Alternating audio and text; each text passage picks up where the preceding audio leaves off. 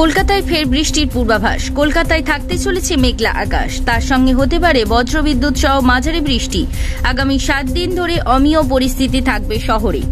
এছাড়া শহর কলকাতায় বজ্রপাতের সম্ভাবনা রয়েছে। আলিপুর আবহাওয়া দপ্তর জানিয়েছে যে অতি ভারী বৃষ্টির সম্ভাবনা রয়েছে শহরে। কলকাতার সর্বোচ্চ তাপমাত্রা 31 ডিগ্রি এবং সর্বনিম্ন তাপমাত্রা 27 ডিগ্রি। ভারী বৃষ্টির সতর্কতা রয়েছে পশ্চিম বর্ধমান, বীরভূম, নদিয়া, পুরুলিয়া, বীরভূম এবং মুর্শিদাবাদ জেলায়।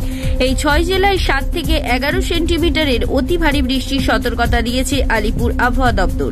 এর সঙ্গে নদিয়া, মুর্শিদাবাদ এবং পূর্ব বর্ধমানে বজ্রপাতের পরিস্থিতি তৈরি হবে বলে জানিয়েছে আবহাওয়া দপ্তর। এছাড়াও অতি ভারী বৃষ্টি হবে বলে দেখা যাবে উত্তর 24 পরগনা। 24 পরগনা জেলায় বজ্রবিদ্যুৎ সহ বৃষ্টির সম্ভাবনা রয়েছে।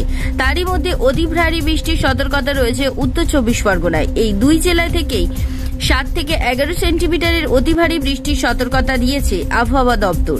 24 পরগনার মতো বাঁকুড়া, পূর্ব বর্ধমান এবং পশ্চিম বর্ধমানে বুধবার বজ্রবিদ্যুৎ সহ বৃষ্টির সম্ভাবনা রয়েছে।